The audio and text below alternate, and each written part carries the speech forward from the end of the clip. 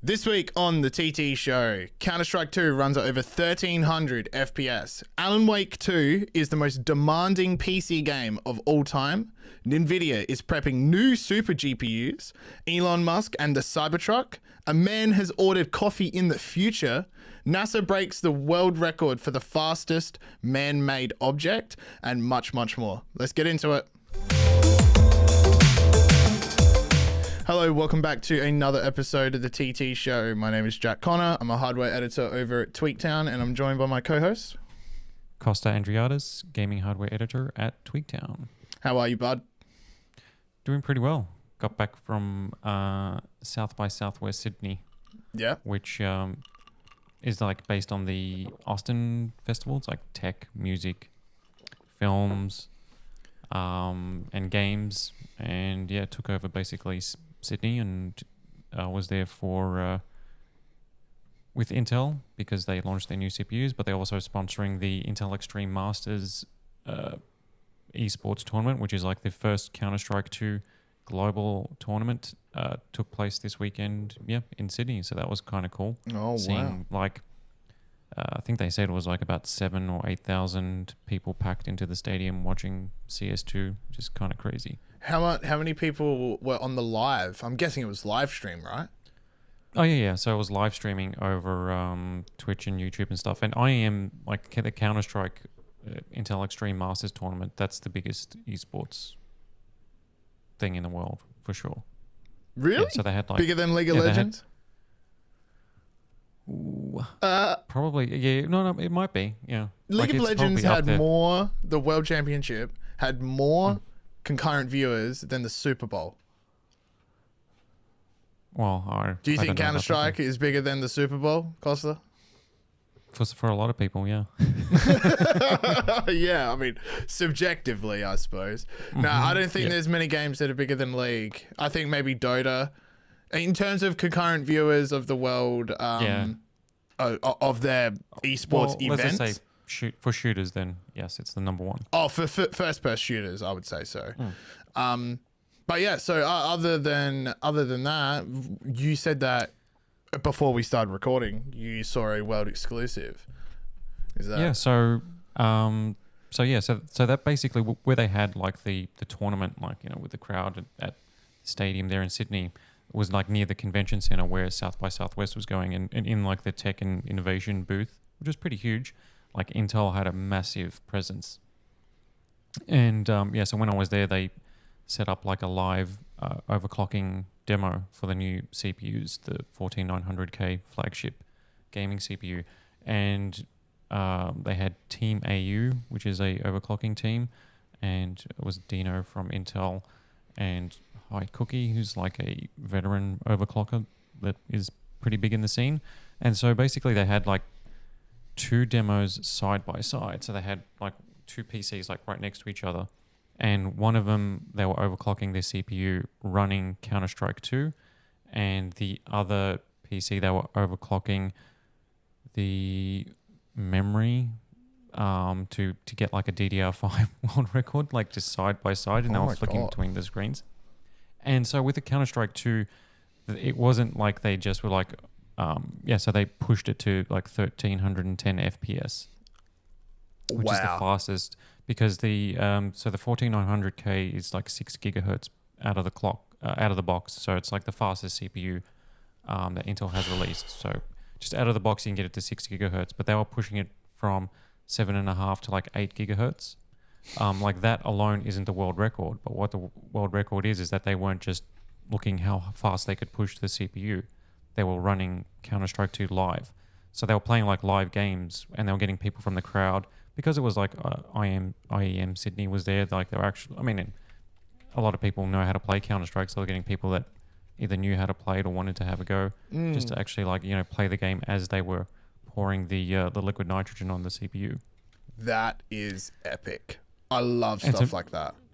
Oh yeah, and to make it even cooler, they had the Intel Roger Chandler, who's like the head of like the Intel CPU division for, like, you know, consumer division. So like for the 14900K, so like he impromptu, like he wasn't going to, but then, you know, all the overclocking guys and were like, you can, you know, they put him the apron on, they got him to just keep pouring like a steady flow of liquid nitrogen for his first time, and, you know, they were breaking like the world record.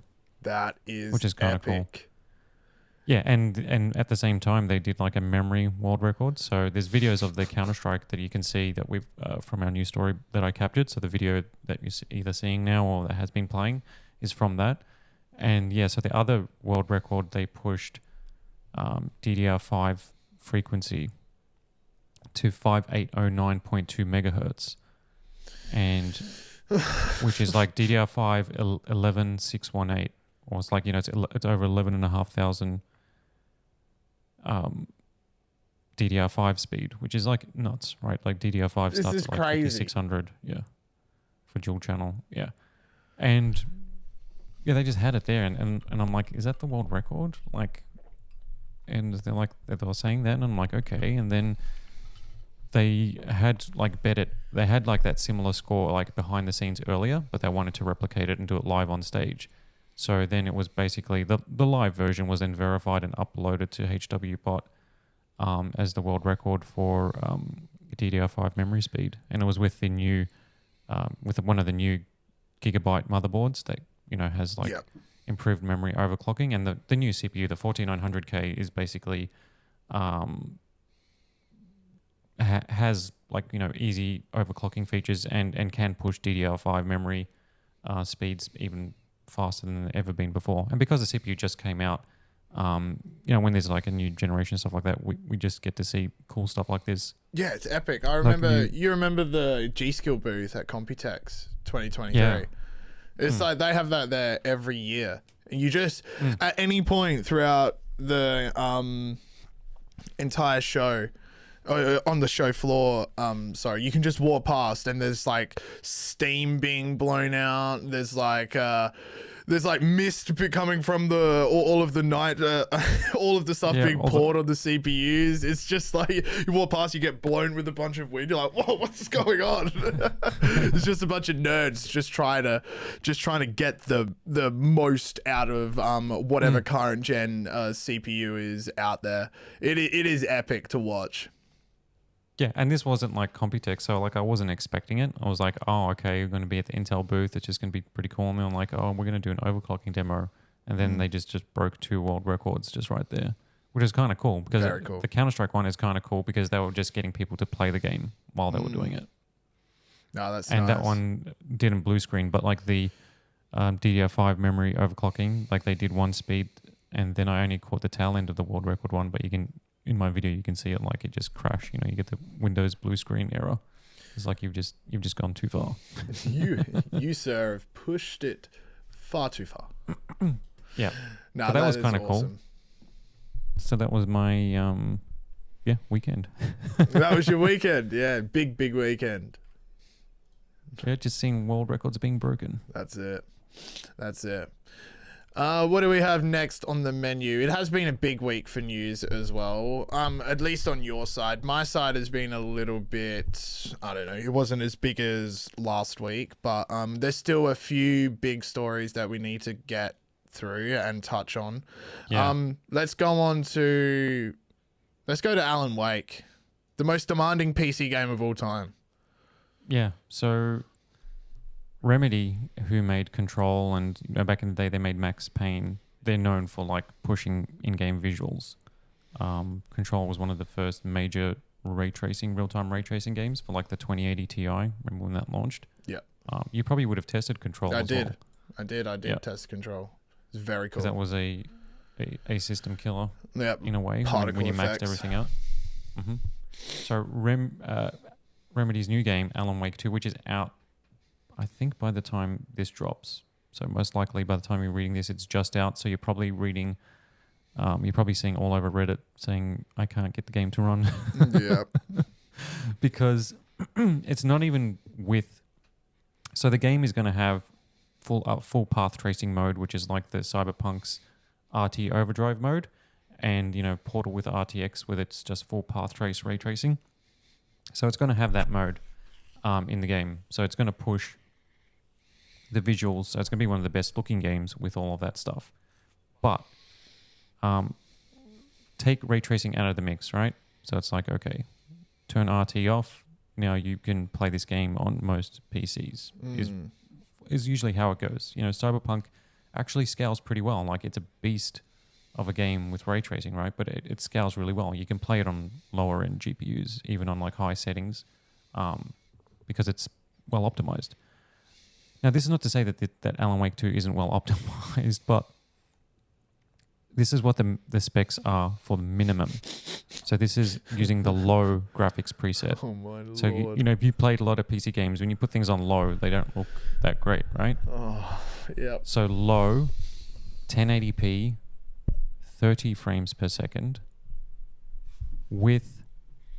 So low settings, 1080p, 30 frames per second. You need DLSS or FSR2 set to quality mode, which is rendering the game at 720p or just under. And for that, you need a RTX 2060 or a Radeon RX 6600. That's crazy. That is crazy. For medium settings at 1080p 60, you need like a 3070 with DLSS in performance mode, which means that's rendering at like 540p. It's like rendering at basically like original Xbox. How much is a 2060? They're about US dollars. They don't. You can't really buy them new anymore. They're kind of secondhand. So let's just say the 3060, which is recommended as well, that's like $300 US. Wow. There's a minimum of $300 card to play this game. But the thing is, like, you can't, like, none of the recommendations, you can't actually run the game natively, is what they're saying. Like, you need DLSS or FSR upscaling, like aggressive upscaling for like balanced performance modes, upscaling just to run the game. And not only that, so there was a tweet from a Remedy developer that got deleted, right? So people were wondering about, what about older GPUs like, 10 series or the 5700, or even like, let's say you got like a 1080 Ti, right? Like a GTX 1080 Ti classic GPU. It's old now, so it's developers shouldn't necessarily have to cater for it, but there's still like a lot of 1080s and things out there.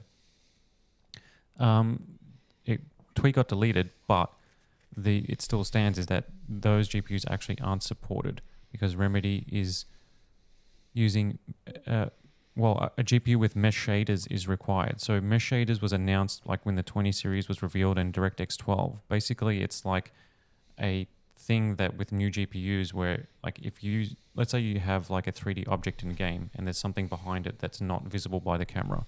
So it won't render those polygons or that mesh or whatever it is.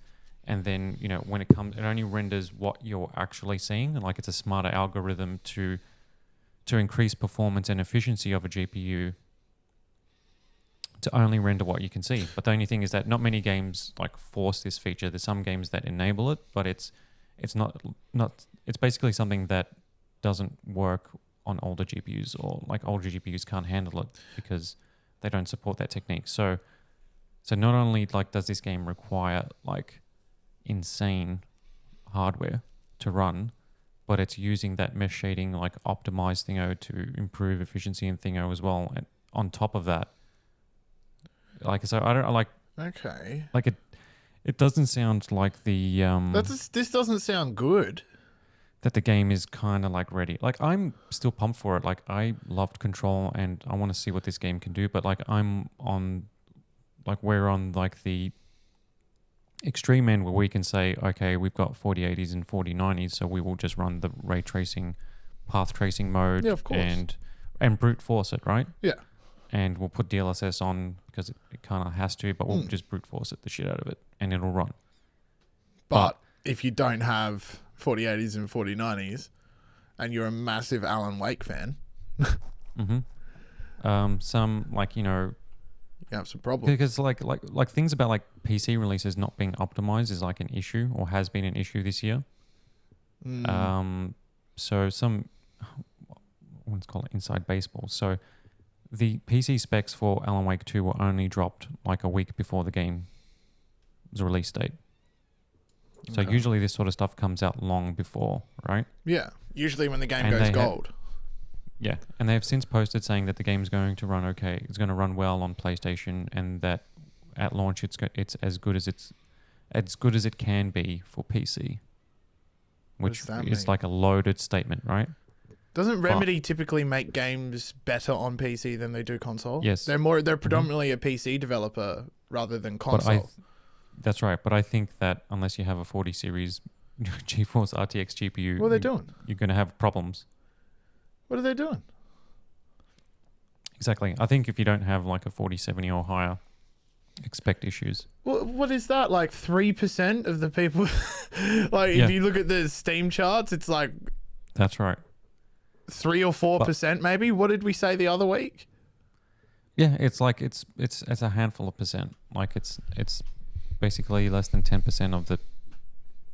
let's say even like conservatively, like 5% of GPU owners on Steam players will get the best out of it. But the thing is, it's not even being released on Steam. It's got an Epic Game Store exclusivity deal, which is like another, like, red tick. Yeah. Or red cross. And also the other one is that, like being in the industry is you get access to like early codes and stuff like that. I've spoken to a lot of contacts and review code. So the game's out on the 27th. We're recording this on the 24th. So if you're listening, we're recording this in the past. It's kind of how it works. But review code isn't going out to like journalists until today or tomorrow. That's a red flag. Straight up red flag. 2 days before the game's launch. That's not good. That means they're running to the finish line. Like I understand that like there must be pressure to get the game out. Like the game does look good, so hopefully we're showing, or like we can, like there's like a DLSS 3 or path tracing like video for the game. Like NVIDIA, NVIDIA does their GeForce trailers to show you like this is what it's running and this is how it runs with all of our tech. And the game looks nuts. And like people that have played it, like so obviously they were playing on like the best PC rigs at like, Gamescom and other events. Like all said that it looks and plays amazingly. So like I have no doubt that on like a 4080 or a 4090, the game is going to look and play beautifully. Oh, of course, because that's the only graphics cards that you can really run it on. I have a feeling that on a 3060, which is the most popular GPU according to Steam, it's going to look and play not beautifully. It's gonna suck. Yeah, this is a little disappointing. But I would expect more out of Remedy, to be honest. But maybe this just happens. They just had deadlines, or I don't know. Why do you think they have chosen to go about it this way? I think because they went this cutting edge tech way. So they decided to go mesh shaders and DirectX 12, like full into like the new DirectX 12 API, and path tracing and ray tracing, and fully maxing out what they can get out of the PS5 and the Xbox Series X, right? And they're not a huge development studio, so that's the route they decided to go.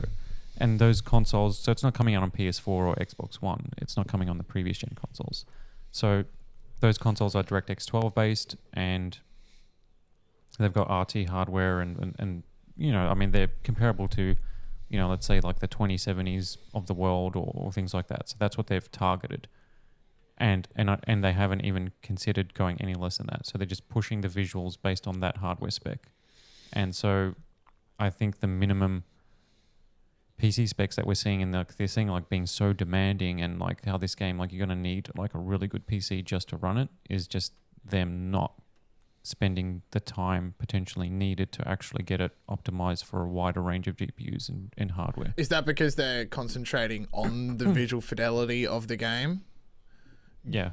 Yes. And that's on console performance, probably over PC performance, outside of like the top end where they have a deal with NVIDIA. They must be pretty confident if that is their plan from the start, and there wasn't any, let's say, time constraints or like delays, that this is going to sell well.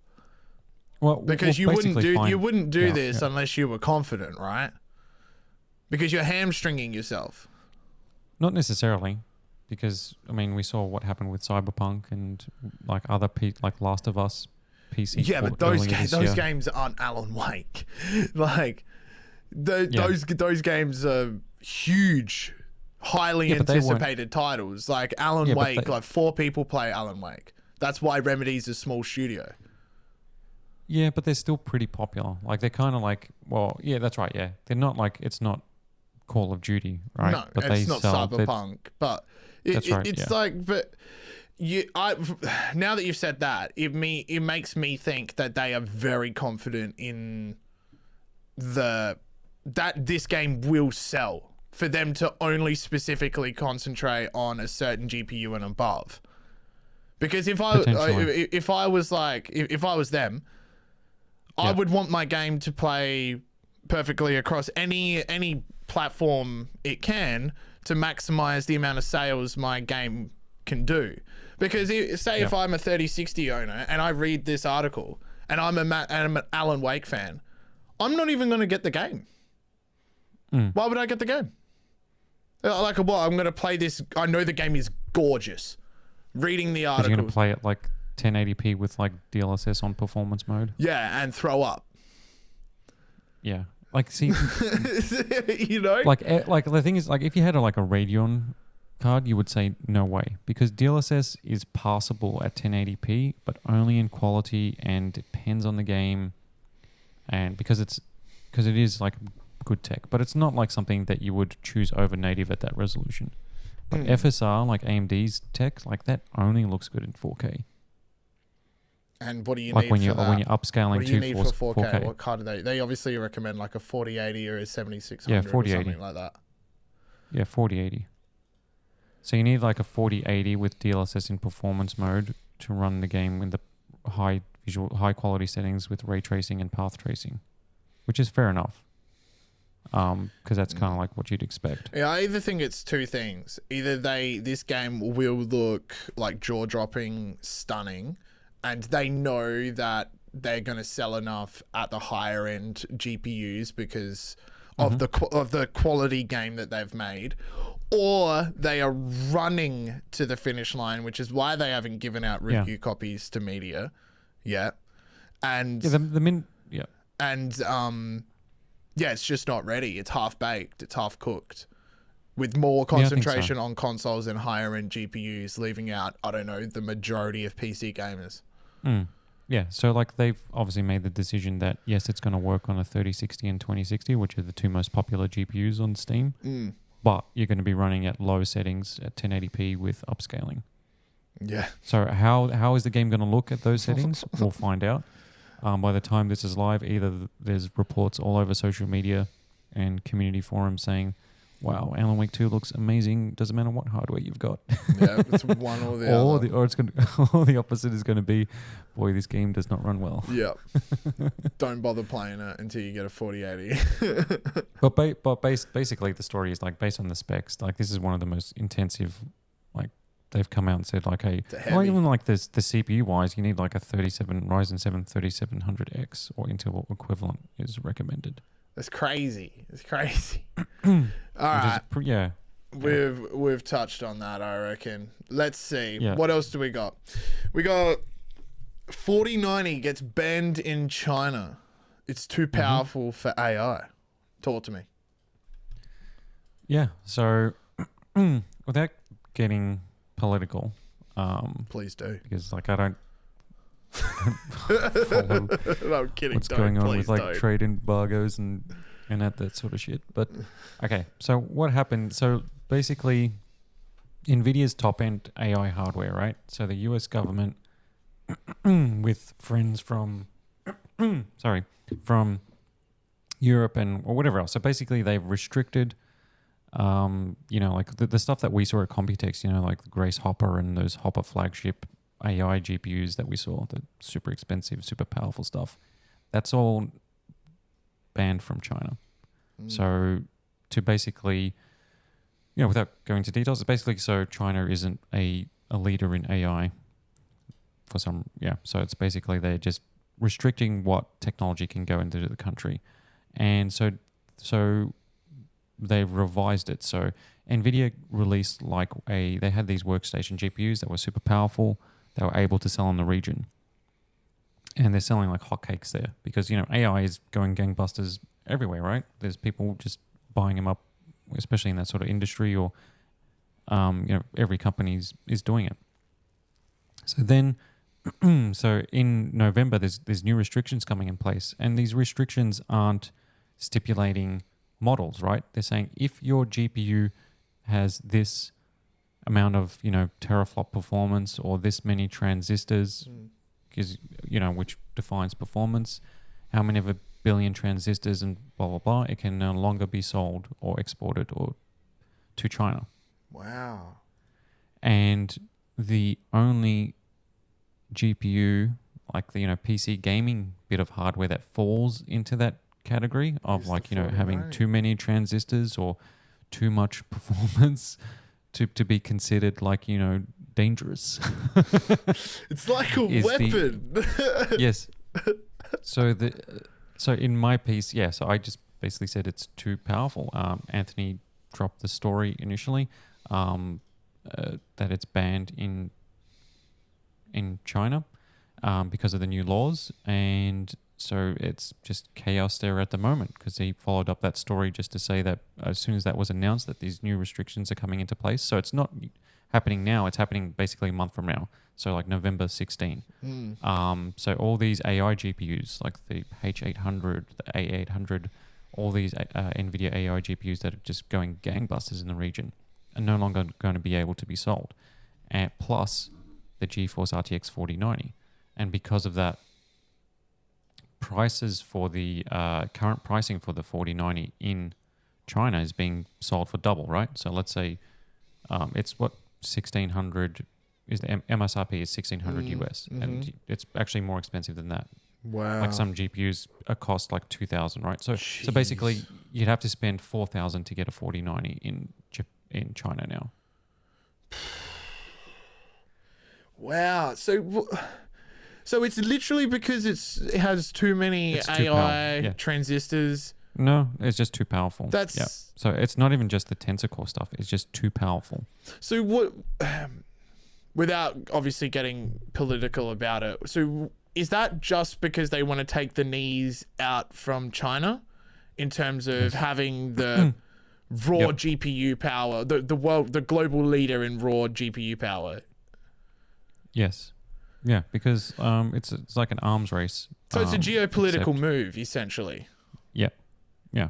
So, Google, Apple, Microsoft, they're all building gigantic AI servers and infrastructures and doing testing, inferencing and learning, machine learning and stuff like that.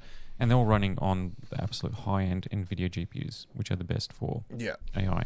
And so Chinese companies, you can use AI, obviously we don't want to get political, but AI is like the Wild West, right? It could be used for anything. So they've decided to go this is a dangerous approach. So we don't want technology to get into the hands of, either Chinese companies or Chinese government to do whatever they're going to do. But the thing is as well, this news followed on from so obviously just to cash in on the AI boom, right? The NVIDIA's latest drivers that they launched a week ago basically doubled the performance for Stable Diffusion, which is one of the most popular image generating AI thingos. So generative AI and tensor RT acceleration just on running on your on a 4090, it's double the performance now. It's blows the top Apple M2 Ultra chip out of the water. It's not even a contest. There's really? Nothing that comes close in terms of a consumer-facing product for AI. Which is fair enough, because the 4090 is a beast. And then this news dropped pretty much at the same time that it's now on a ban list, this GPU. Which makes you it's just crazy. Yeah. That is nuts. Wow. So I wonder what's going to happen with the next generation of GPUs then, because obviously the 4090 isn't going to be the most powerful GPU in the world forever now. So what is it going to be the entire 5,000 range is now. Yeah, anything from like a 5070 up Yeah, is going to be banned. that's nuts. Oh boy. Yeah, this AI race is, yeah, I mean, NVIDIA is in the best spot out of anyone, having the AI boom happen and all of the attention in Silicon Valley for all of their chips. And I mean, now you've got this stuff happening as well. It's crazy. Geopolitical But moves also- over we got gaming GPUs on a bad list. Exactly. And what it's actually going to mean, like globally, is that everybody, or like even like sources are saying that the 4090 is just going to become more expensive everywhere. So not only in China, but as like, you know, supply like either gets filtered to try and get into the country, or like as they sell up stock, or are they going to hoard, like, you know, like, you know, like who knows like how it works. Like if it comes in this date, but you've got a back order from this date, they could be like selling, like they're going to be selling like gangbusters for the next month or so, and the prices are just going to go up and up. And apparently like in the last week or so, like you can no longer get a 4090 at the MSRP of like $15.99 US anymore. Like it's just gone up. Like the minimum now is like $100 more than that, and then a week from now it could be 200 more than that. Yeah, we're gonna have to keep our eyes. So this on... ban, so this ban is going to make this GPU like a extremely valuable. Like probably more so now than when it came out at launch. We should check over the next few months in about a month's time, just to see what the price is like. And if you're listening to this, jump into the comment section below and write down your lowest price that you can find for a 4090, and then we'll come back to this video in a month and then see how much it is up. It's going to be let's do a quick prediction. What do you think it's going to go to in China? I reckon it goes to like, well, it's already double in China. I think globally, like the equivalent will be like US 2,000. I was going to say 2,200. Yeah. 2,200. Like I think that's going to be the ceiling for it. Or not the ceiling, but that's going to be like the floor. What's that for in AUD? That's 3,488 Australian dollars. But they're being sold for like that sort of price now anyway, because the Australian dollar, like we don't get a 1-to-1 conversion anyway. That's crazy. It's insane. But it also shows you, like, you know, like there's no equivalent. Like this is only the 4090 that's being banned, because like the 4080 is like well within the legal limits. Same with like AMD's top 7900 XTX is like well within the stipulated rules of like how many transistors and how much like raw performance you're allowed. It's only the 4090 that just like breaks through it. That's funny. It's funny, but also really bad for the aftermarket sales of GPUs. So what does it mean? Like NVIDIA's like, well, maybe we have to, like, we can't release like super powerful GPUs anymore. They're just weapons now. Does this mean that next gen we're not going to see a 5090? Or, maybe. Or anything over a 5070? Yeah, well, it's going to be crazy. But it's just going to mean that they're going to be like more and more potentially expensive, or like more enthusiast. All right, let's do a palette cleanser. Science palette cleanser. Yep. NASA announces it's broken a speed record on the surface of Mars. So this is just a quick one. I always like to keep up to date on the happenings on the surface of the red planet. There is a lot of interesting science going on over there, and most of it is coming from the Perseverance rover and its companion rotorcraft Ingenuity, which they both landed in February 2021 in the Jezero crater, and their primary mission is to find any evidence of past microbial life, while also mapping the surface of the red planet, looking for, or one piece of scientific achievements that the rover has done is they found evidence of past rivers. They found little dells. Kind of, if you look at it, if you imagine a riverbed that has been dried up, you can see all of the, like the way that the water has carved into the sand, and stuff like that. How it forms, like even like, you know, like places, like even on Earth, like you see like like valleys and stuff like that. It's like, well, all of that was that shape. Exactly right. Like water, like, you know, shapes so much of what we see that we don't realize it. Like the landscape is, It's exactly right. Yeah. Like all of that stuff, because it's on Mars, like it's not a case of like,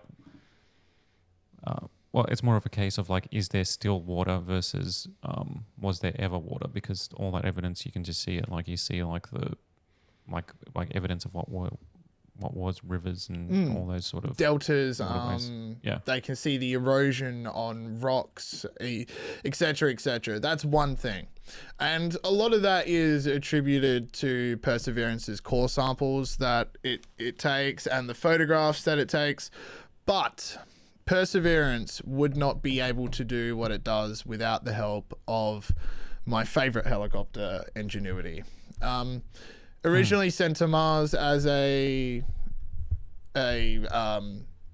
just an experiment, a flight experiment. It is the first vehicle or aircraft to take off on another planet. And it is essentially a reconnaissance drone. It'll go out ahead of Perseverance, take video and images of its flight, and then relay those images back to NASA headquarters, and then they map like a path of least resistance for the rover to follow up on. Now, they only expected Ingenuity to fly once. It is now flown 62 times. Whoa. 62 times. And every single time NASA keeps pushing its capabilities. So on flight 62, cool. I just want to make sure I get all these stats right here. And now the space agency has done it with Ingenuity traveling up to 22 miles per hour, which is 10 meters a second for 121 seconds, compared to the previous record of 17.8 miles per hour, 8 meters a second for 124 seconds.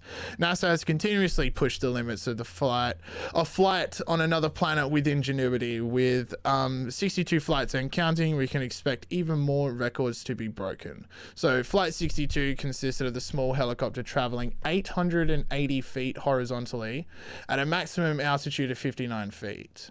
Ingenuity traveled 22.4 miles per hour for 121.1 seconds in a northeastern direction. So yeah, that's so cool though. The fact that there's just something flying, that they're actually flying around on Mars. Yeah. It just hovers. There's GIFs of it. We'll get the editor to whack a GIF in here somewhere. A silent GIF of it just going meow, maybe trace my hand or something. We'll work something out. It's one of my favorite things ever. I love the fact that there's a little scout drone just guiding a rover on another planet.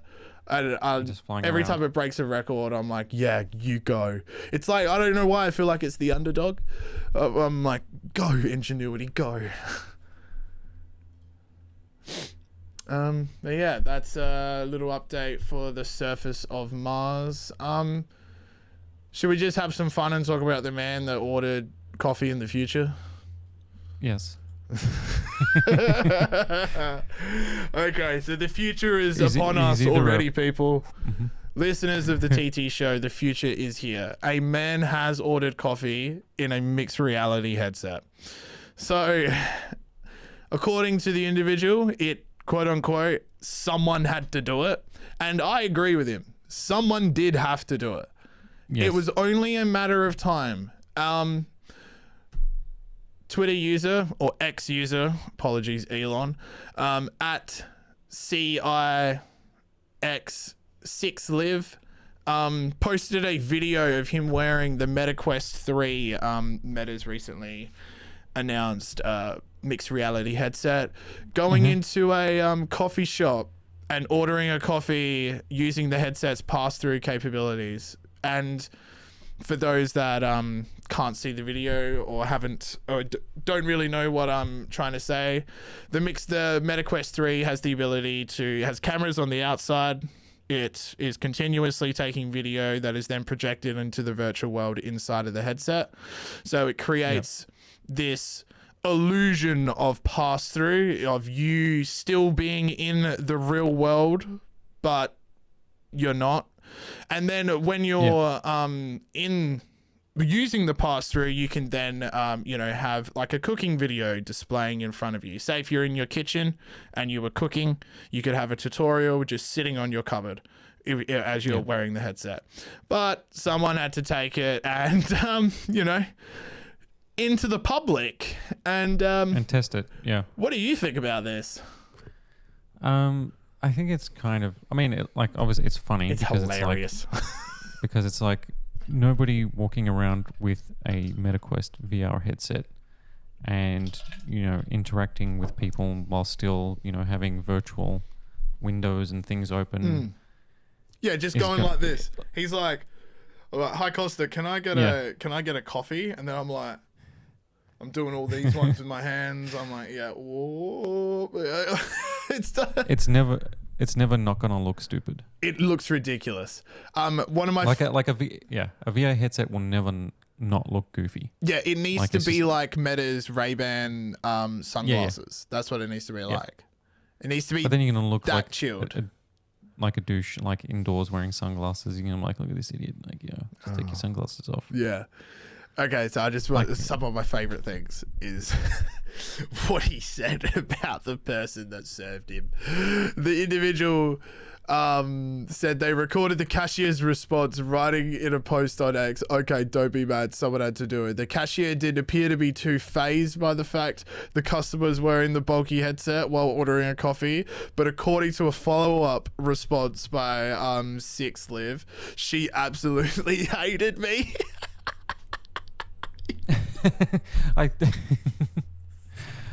What would your reaction be like if you're working and customer walked in like that? Be like, what the? At best, it would just be like the biggest like WTF? Like, what is this person doing? Yeah, but I can just picturing this this woman just frowning at him, like, dude, what are you doing? And he's doing all of that stuff with his hands. And he's like trying to give her the money, and there's like lag, and it's just like not working out at all. She's like, "Here, just take it. Get out of here. Get out of here. This is crazy. You're scaring the customers." How long do you think it'll be before this becomes like an everyday kind of thing? Like, you're going to the service station to pick up. Would it be though? Like, I understand. Like, I think the applications for mixed reality like this are interesting. Like, because you got the Quest 3 has got the full color pass through, and it's leagues ahead of the Quest 2 in terms of like, that just had like black and white, sort of like just so you could see your surroundings in like a worst case scenario. Whereas this is designed to blend the outside world with the virtual sort of thing. But like, Google pulled out when they did Google Glasses. They basically gave up. You've got other companies doing, like you said, like the Ray-Ban stuff, like AR and things like that. But like, it's been around for like at least 3 or 4 years now, AR, like with those glasses and stuff. And every time they announce a new one, nobody cares. It's rough. It's rough. I like the application for, like I said, cooking. Say if I was cooking, I don't know, I wanted to try a new recipe or whatever, and I didn't want to, I don't know, move a display into my kitchen, or I didn't want to look at it on my phone. I could see myself putting on a headset, using pass-through, and following along to an instructional tutorial video. But I'm probably going to take it off. Like a virtual like chef like next to you just saying, "Hey, now you do this." Yeah, that would be all right. They got like an accent. I would never take it in public though. No, you wouldn't. No, not at all. I mean, he's right. Someone had to do it. Would you walk around the street Someone like had that? to Like, do it. Would you trust it? Like if you were standing at an intersection, right?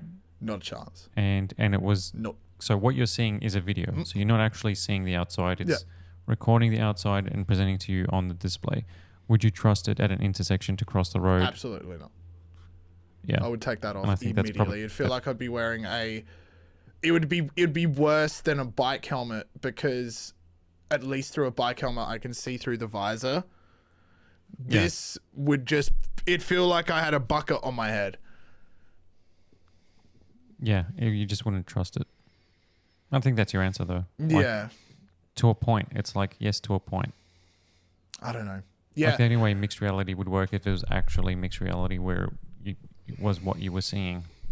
Yeah, I don't think mixed reality is going to work in the way of you record the world and then you look at a recording of the world. I only think it's going to work when the virtual world is mixed with the real world.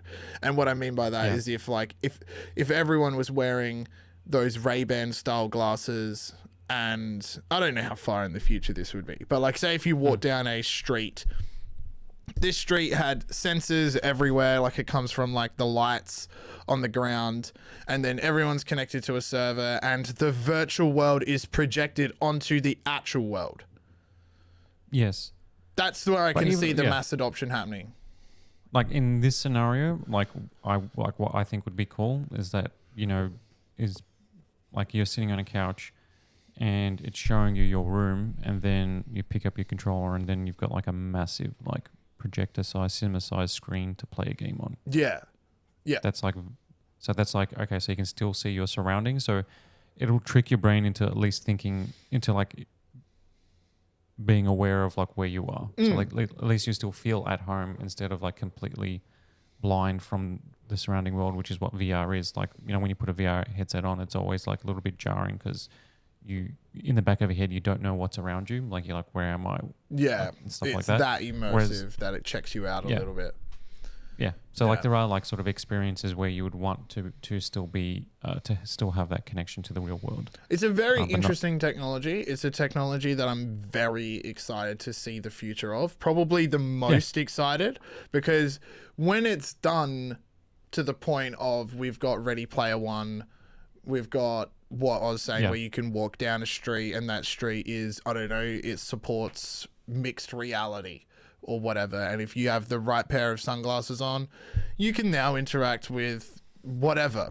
That level of virtual / mixed reality, that is super exciting. It's clearly in its infancy right now, but it's also like, do you feel that like there's no real essential, or like it hasn't like there hasn't been like scenarios where it's like that's the best way to do X sort of thing. Like let's say you were working on, like you're an engineer working on a CAD project, and you've got like massive, insane like displays, and you're working on stuff, right? And then obviously you put on mixed reality, and then you can see like 3D versions of it.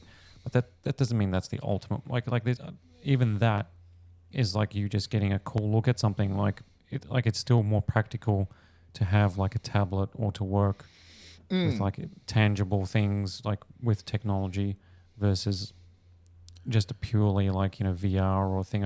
Like I don't think there's like any like ordering coffee, right? It's just stupid. Like there's no, we don't have an example of this being like, okay, that's the best way to do that, or that's the only way you can do X. One of the things that I'm most excited about in terms of what it can do better than a device with a screen would be education. So a lot of my friends at school, a lot of them they are now tradies today, and a lot of them struggled in science class, in like specifically like biology and the human anatomy, etc.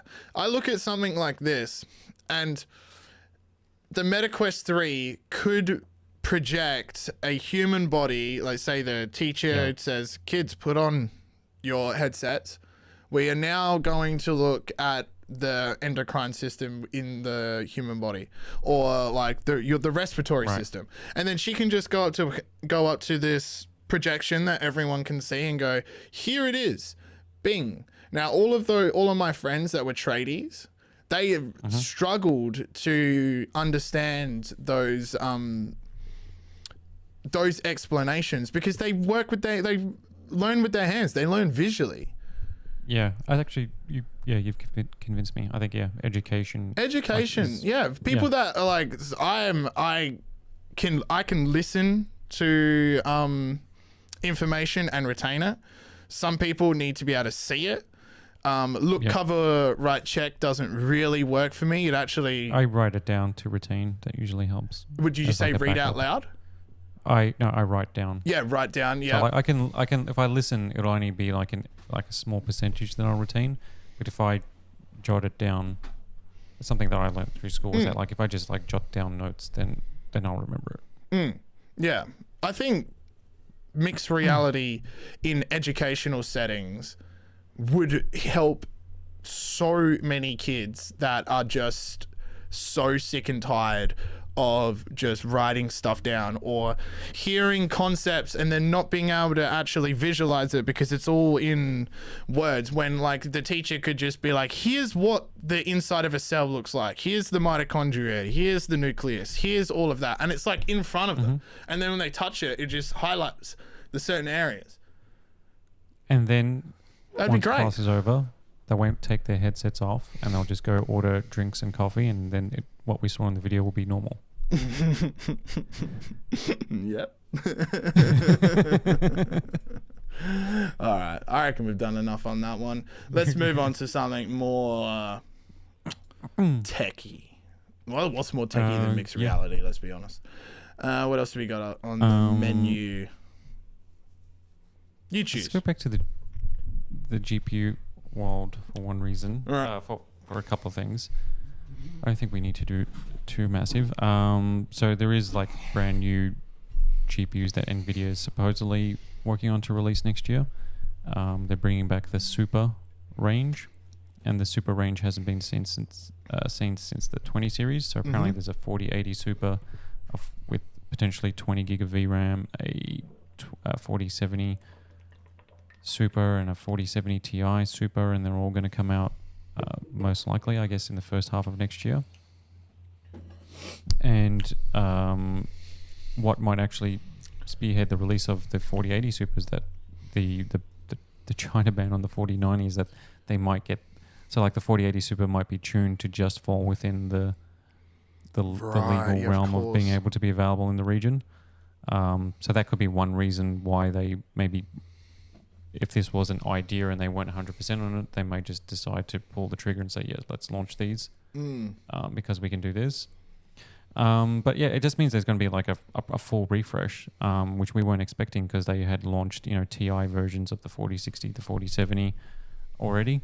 So, like at the expectation was that there might be a 4080 Ti at some point, but it looks like they're going to go like a full Super refresh. Which is will be interesting, and they could be announced as soon as CES, which in a few months. Is this a knee-jerk reaction to the China ban? No, I think it's kind of like... Or is this planned? This was like, they had this in the works. Yeah, but like they always would have had something like this in the works, but whether or not they need to or not, I think maybe they're...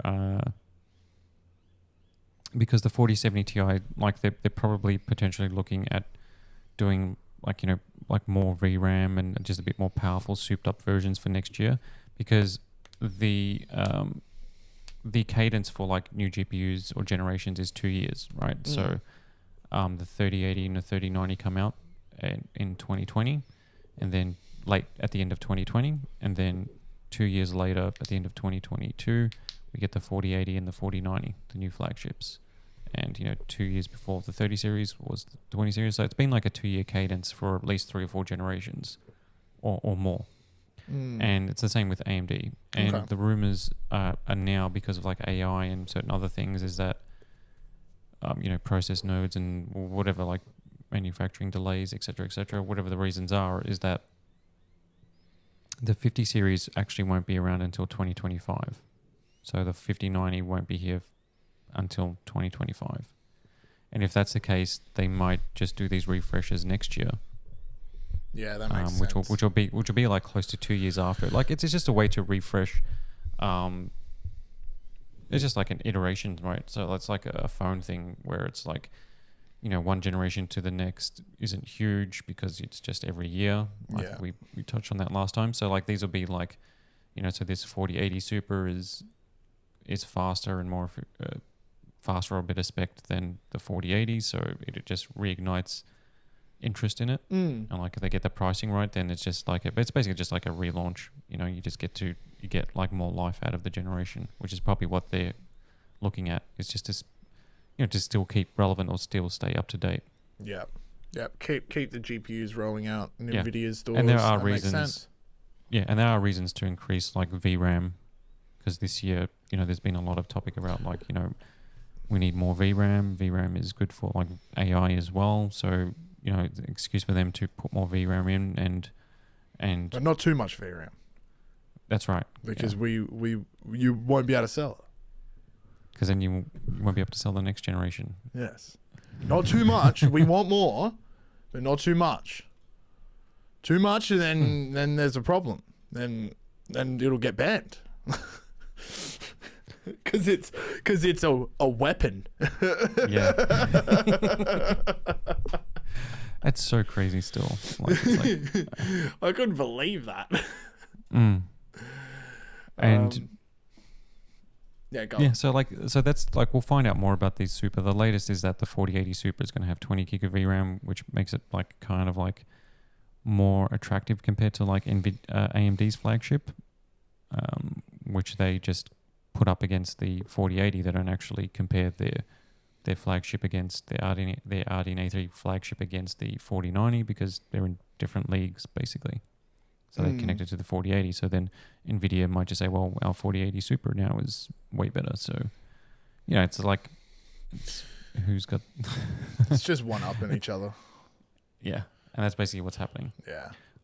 I mean, it's that's how you just keep the revenue rolling in, really, don't you? Yeah. You have to between generations. You got to... I think like a 4080 Super would be super interesting.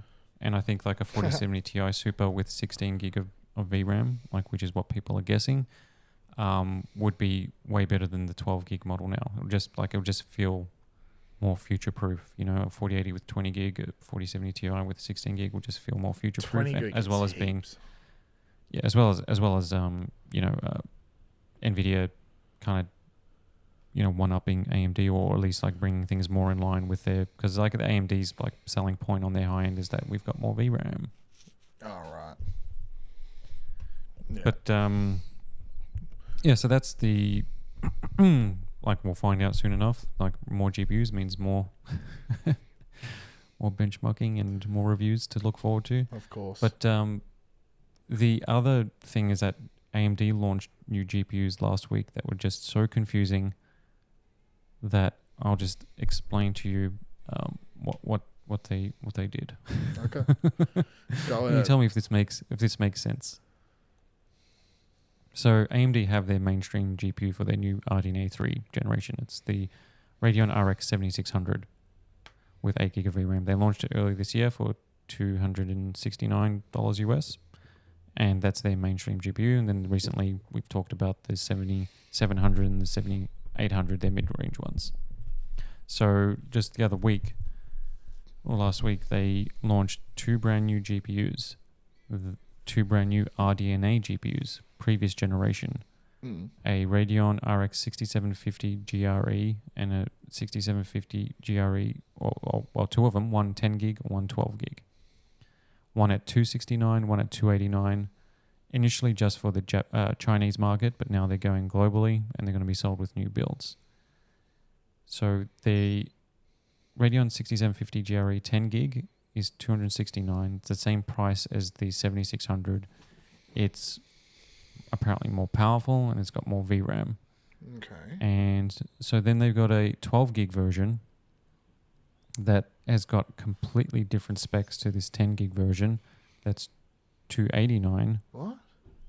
And it's got not only more VRAM, it's got more compute units, it's got more RT accelerators, it's got a higher game clock and higher boost clock, it's got a larger memory interface. Okay. and it's got more how much is Infinity this one? Cache. And this one's only like $20 more. Are they cannibalizing their own stack, and you're asking why? I'm saying, does any of that make sense? Like, why? I don't know. Does like, any of that make sense? Not really. Because you remember when NVIDIA like announced like the 4080 and the 4090, they had like, this is the 4080 12 gig, this is the 4080 16 gig, and this is the 4090, and everybody went bananas, right? They were like, well, the 4080 12 gig and the 4080 16 gig are the same, are completely different GPUs, but you're using the same 4080 naming. So then they rebranded it as the 4070 Ti. Yeah. Which was the right move to make, because they are different. And so these are like substantially different GPUs with the same name being sold for around about the same price, with better performance than the RDNA 2 cards, with better performance than the RDNA 3 card at that price. And so they're cannibalizing their own previous. It's not even the previous gen. It's it's like they've got all this old previous gen stock, so they're just overclocking it and just selling it for dirt cheap, whilst they have a brand new model at that price that's not as powerful. Like, I don't know. It's just confusing that they're launching this. It's $20 more. Yeah, so like the 10 gig and the 12 gig, there's $20 difference, and they're completely different. Okay. Like, one is substantially more powerful, or noticeably more. Did you ask AMD what they're doing? Yeah, hey, what's going on here? I probably should, but like they kind of like, it's like a quiet soft launch, because it's not like a big announcement. It's probably because it's confusing. Like, because it's so confusing. I think what's happened is that they've just got they're just getting rid of or they've just got access to all these RDNA 2, like whatever 7 nanometer like process, like they got all these GPU chips, and they just like, let's just sell them as these two products. We've got enough to be able to just put them and then we'll just put them as new builds, so they won't go on to retail shelves. Like, if one of these was on a retail shelf as a brand new GPU, it'll just be absolute cluster. Yeah, because you'd just be like, what is going on? Like, why would I be buying why have you got, like, it's like NVIDIA releasing a new 3060 now that's like 16 gig of VRAM and overclocked, and they're selling it for it's got almost like 3070 performance, but they're selling it for like they're selling it for like $50 that's more. right. Yeah, or they released then the a 3060 Ti, which is was super was super popular. They got a 16 gig version, overclocked, faster than the 4060, and so we're just going to launch it now at the same price as the 4060, and we're going to put it next to it on the shelf. You're just cannibalizing yourself. That is. It's kind of like what they've done, which is kind of silly, and why it was newsworthy. I mean, that is newsworthy. You're not wrong. You were not wrong. We are breezing through these news stories. Yeah, I know. It's a very breezy, easy episode, which is good. Yes. Do you want to talk about the Cybertruck? And I'm curious to I don't think we've ever talked about the Cybertruck, and I'm just curious to know what you think of the Cybertruck. Give me 1 sec. Leave the recording going. I just need to grab something. Sorry about that, folks. I am back. What do I know about the Cybertruck? I know that I think it looks awesome because it looks different. I also think it looks like something out of like its resolution is like 240p. I also think Elon Musk makes a lot of grandiose promises and very rarely hits his deadlines. But it's seeming like I didn't think the Cybertruck was going to come out this year. And I've been obviously following it since it was first announced in, what was it, 2019? We hear about this thing? Probably, yeah. When was Feels it? like a lifetime ago. Which was originally announced in 2019. Now, Tesla's earnings call apparently didn't go as well as Musk wanted. He obviously knew that going in. So during the earnings call, Musk said that Tesla, quote, dug our own grave, end quote, with the release of the Cybertruck. And there will be many months before production can be ramped up enough that Tesla is turning a profit. That isn't necessarily surprising when you've got a brand new product hitting the market. It's a product that, like, I mean, obviously people are going to want it because it's Musk, it's Tesla. There's a lot of hype around it. I will give you that it looks kind of cool as a concept. Okay. But like as like a practical vehicle, it's kind of silly looking. It's goofy looking. Like it doesn't belong in this world. Yeah, well, it's the Cybertruck. That's right. Yeah. If you were if you were playing Cyberpunk 2077 and that was driving around, you'd be like, okay, you're gonna get Cyberpunk. You're gonna get that truck in Cyberpunk. I'm sure. Like the finish of the finish of it and the like. Surely it's not. Like the design isn't like practical in terms of like ergonomics and. Apparently, it is incredible to drive. It's I think you can load, if I remember correctly at the announcement, you can load the Tesla Cyber ATV into the back of it. It has a massive pull capacity. I just think it looks bizarre. And remember, it's got bulletproof windows? Well, kinda. Bulletproof windows. Remember when Musk threw that like metal ball? He's like, check out these bulletproof windows. And then he threw that metal ball at it and it just shattered the window. And he's like, look, it's a prototype. I'm sorry. Yeah. Wow. Okay. I also don't know if making it built like a tank is any safer because, I mean, I'm not a car guy, but to my knowledge, most cars these days are built to kind of crumble. So... Yeah. I was reading that the other day. So somebody was saying that without crumple zones, this is just like a death trap. Yeah, that's what I was thinking. Like a lot of the people, a lot of the older cars, and I'm talking like vintage cars, when you would crash in there, a lot of people would break their necks because of the impact was transferred to your neck. Yeah. So you would get the massive... There'll be like a slight little dent on the front of their car, right? Because it was just like made of like hard steel. But then every car accident ended up with like lifelong neck injuries and like at best, like, as long as it, they're horrific.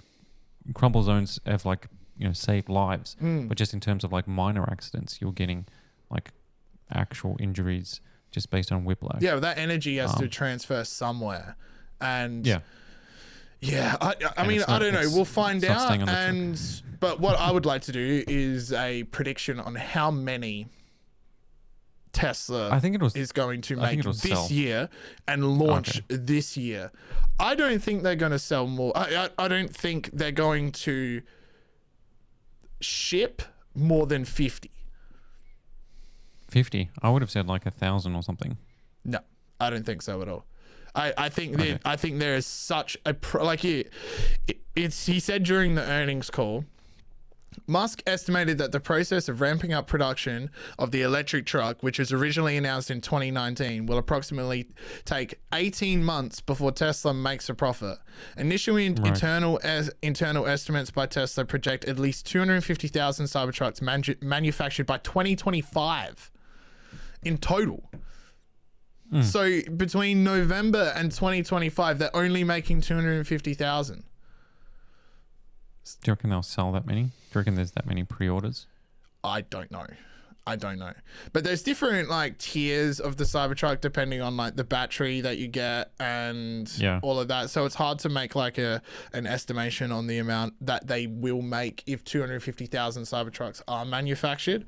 Musk explained that these production problems can be attributed to the uniqueness of the vehicle, explaining that the Cybertruck is a special product that, quote, comes along only once in a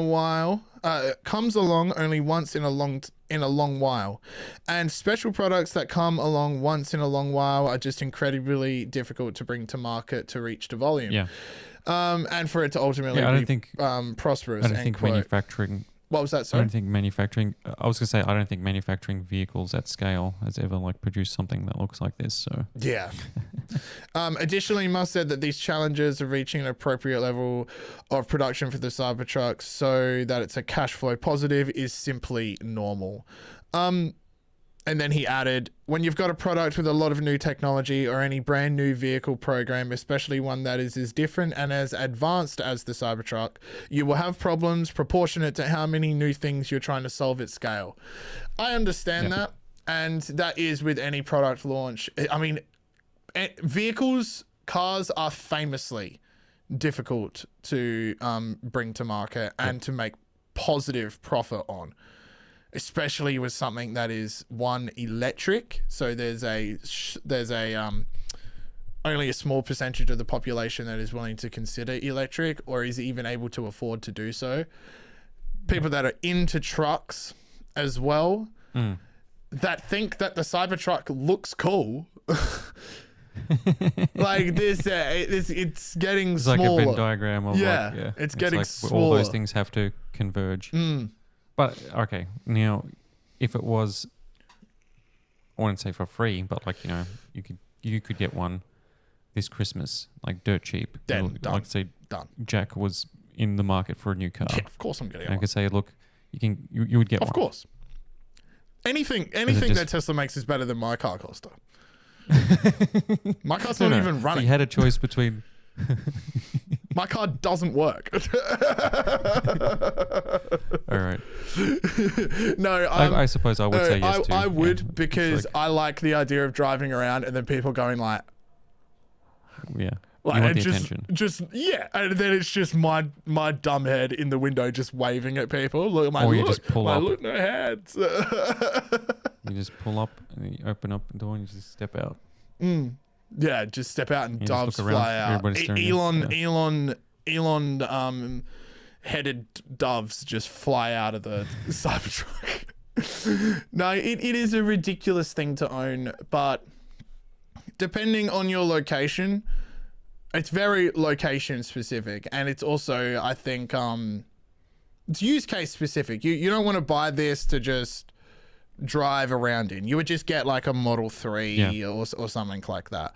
You get this That's right, because you need to pull weight.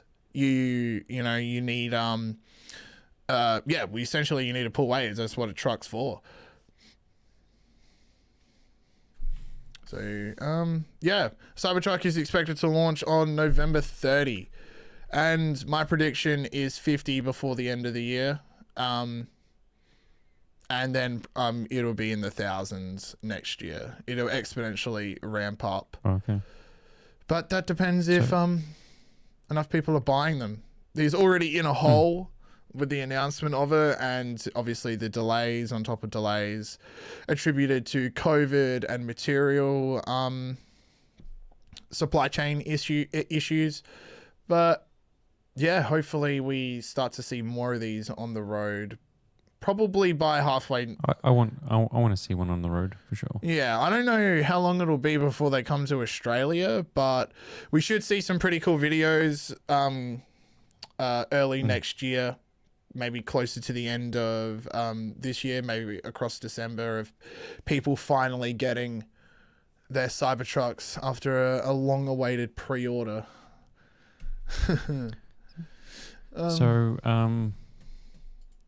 You have seen, you're interested and keen about the future of trucks. Yes. Are you interested to know about the future of storage, I am. of data storage? I am. So, what if you could have a little piece of glass, like, Kosta size, and that's all it is a little piece of glass that can store 7 terabytes of data that doesn't have to take up any energy whatsoever. What? It can just sit there. So, and you could have hundreds of them, and that could just store an entire archive of every TT show. book, every TT show, every book, every podcast recording, and it could store that in in an environment that doesn't need to suck 100 million watts of power and all sorts of craziness. It sounds like you should give me the contact and I should email them for a sample. Mm-hmm. Well, yeah. So that's exactly what Microsoft's Project Silica is at. So they've been working on this for ages. So it's basically like a little piece of glass that's the size of a Kosta or a DVD.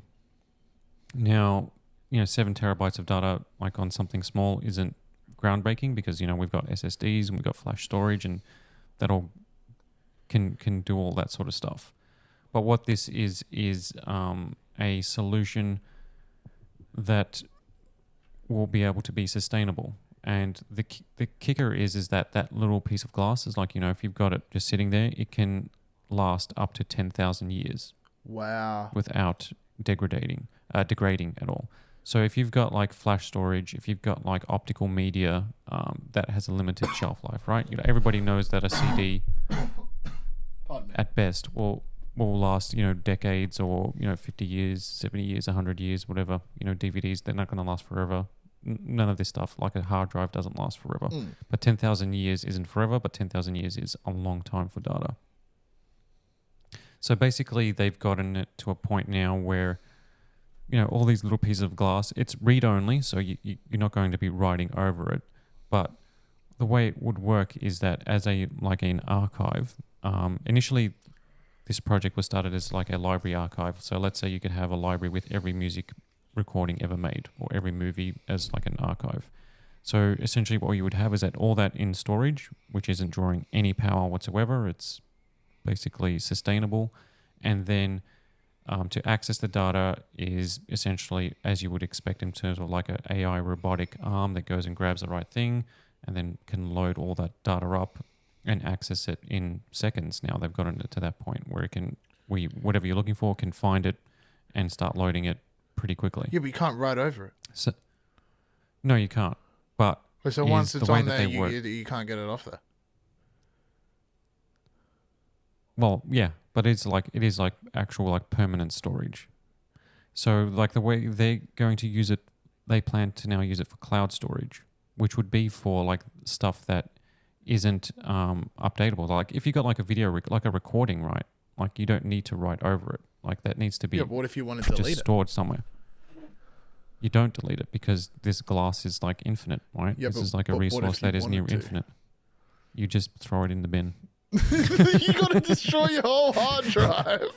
What do you mean? No, you just you have like the little piece of glass. You just throw it in. Like yeah, but this thing is surely expensive. Like, what if I accidentally copy a bunch of stuff to this, and then I'm like, oh well, I actually don't want any of that on there. Like I accidentally sent it to the hard drive. See, this is like you'd be too young to remember. This is what it was like back when we used to back things up to DVDs. Yeah, and that stunk, Kosta.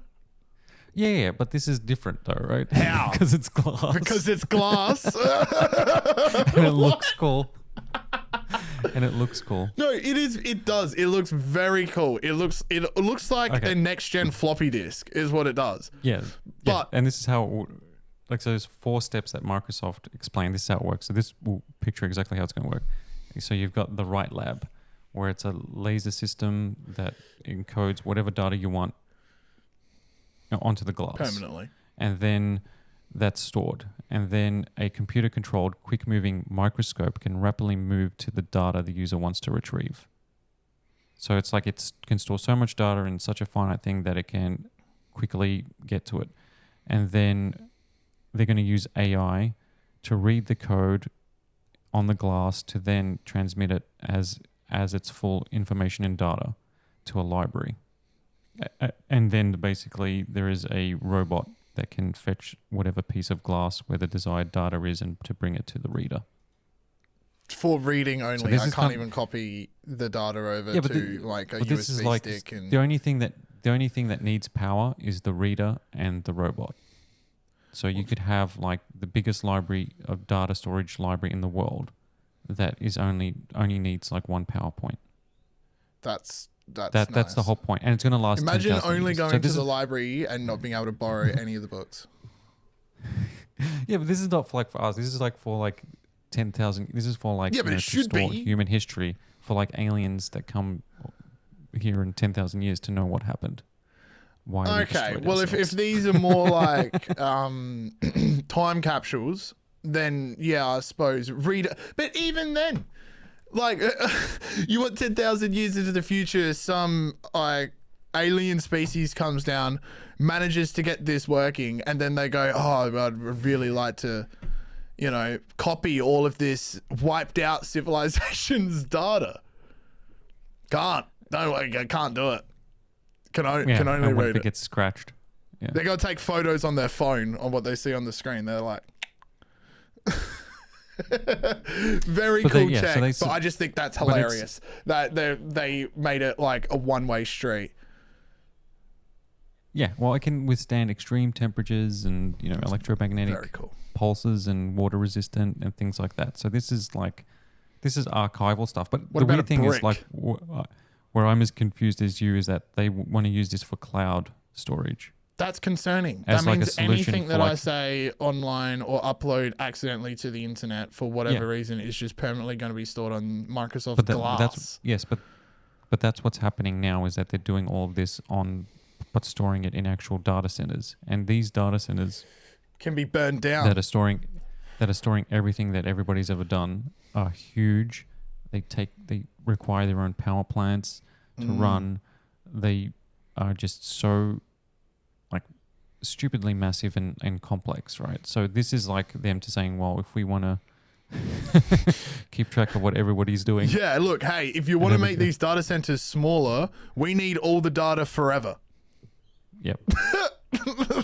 There's- So it's kind of a cool like technology to be able to store it on glass. I just think it's like it's kind of dope futuristic in tech. a way, and It's it's kind of dope cool. tech. Yeah, but like, yeah, I get what you mean. Like, you're not going to be like, you're not going to have a glass drive on your PC no.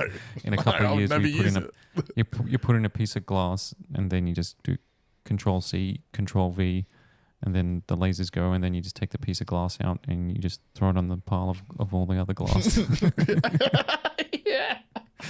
of where all your data is and stuff. The future of filing cabinets is Yeah. just glass thumb drives. Just little pieces of glass. Nah, very cool. I think it's definitely dope tech. I mean, you're moving data to glass. That's incredible in itself, and the fact that its capacity is 7 terabytes, has like almost an AI director that rebuilds the files on the reader's side. Very, Yep. very, very cool. I was just Like giving I it a think bit when of when they do a demonstration, that it'll make a lot more sense. what's the and it'll be demonstration? They like, just okay, open a that's file cool. and they're like, look, there it is. Yeah, but this like it's not like they got it to the point where they reckon they're now at a stage where this could be is like a couple of like 2 revisions away from being like a viable product. For So like the thing is, it's for actual commercial Yeah, use. commercial, Like yeah. to be able to say like, hey, do you want to, let's say you're any sort of archive for anything, and it's like, well, here's a solution that we can give you, which is Microsoft Glass or whatever they're going to call it. Microsoft Silica. Project Silica Silica. Tech. Yeah, it's a cool name for Very cool name for project. it. Very cool name. Microsoft. Always has cool project names. Yep. Very, very cool. Do we have anything else for this week's episode? That was my final story. So if you have anything, I'll just touch on the Parker Solar Probe. Yep. So NASA has broken another world record for the fastest human-made object ever. And while you would initially probably think it is a car or a plane or a rocket or something like that, it is not. It is a satellite that is, or more specifically, a probe that is orbiting the sun. And essentially, the purpose of this spacecraft is to monitor our local star. It records the patterns of the sun, any coronal mass ejections, which are basically sun explosions, eruptions coming off of it. it all collects all that data, relays it back to NASA headquarters for interpretation by NASA scientists, specifically that are looking into space weather patterns. And then through that, then they can get a more accurate reading of sun cycles, etc., etc. This probe, boy, is it moving fast. So the Parker Solar Probe is the fastest human-made object, and on September 27, the probe reached, I just want to make, this number is just unbelievable. 394,736 miles per hour, breaking its previous record of 364,660 miles per hour. 300, almost 400,000 miles per hour. Which in kilometers per hour for is 635,266 kilometers per hour. You know, if I'm going like 110, kilometers per hour in a car, that feels pretty fast. Yeah, no, you are you're booking it. That's way past the speed of sound. Way. Oh, like because I came back from Sydney, like landing in the plane, like when the plane like comes into land, it's like when it touches down and then it has to kick in those brakes. Yeah, and it's just like like you just have to like stop for like a kilometer or whatever, just because of how fast you were going. You don't realize it until like you touch down, but like you're touching down at whatever, like 500 kilometers an hour or whatever you're touching down at, which is like 1% of what this speed is. Yeah, and then they hit the so air brake. This speed. And then they're like, yeah. Apologies, audio listeners, for my interpretation of a plane landing there. That won't happen again. That wasn't the only record broken by the Parker Solar Probe on September 27. As reports indicate, it also broke its distance record by coming within just 4.51 million miles of the surface of the sun, which is closer than any other spacecraft has before. And just for comparative purposes, we'll just do the distance to the moon in miles, and I'm pretty sure by memory it's about 250,000 miles, which is about 238,855 miles, 384,400 kilometers. So it's not even really that close, but it's... But you're talking about the sun. Yeah, it's the sun. It's massive. Everything's orbiting it. Hot. Very hot. Yeah, closest thing that's ever come to the sun. Go humans. Yeah, I know. Like we were flying around on Mars, now we're getting close to the sun. Yeah. What's next? We also have, the probe has one more scheduled flyby of the sun, so when it achieves that, we'll talk about that. That's going to take place in late 2024, and that will be the closest approach of the probe at 3.83 million miles, and it will undoubtedly break another speed record there again. So yeah, that is an update. NASA is smashing world records. Cool. All right. Awesome. Do you want to finish off on your story? Well, I think I pretty much covered everything that I put in there. We're all good then. Yeah. All good? Yeah, unless there's like breaking news, which I don't think there is. No, I reckon we were all right. All right, thank you very much for listening to this week's episode of the TT Show. We will, of course, be back next week for what will obviously be another jam-packed week of news. If you've made it this far, please go like, comment, and subscribe. And thank you very much for listening. And this time next week, we'll actually have played Alan Wake 2, and we'll see if it lives up to the hardware requirement hype. Well, I'll tell you if my PC has caught fire or not, and if it has, I'll play the video on the podcast. How about that? All right, guys, thank you very much for listening. We'll see you next week. Bye. Thank you. Bye.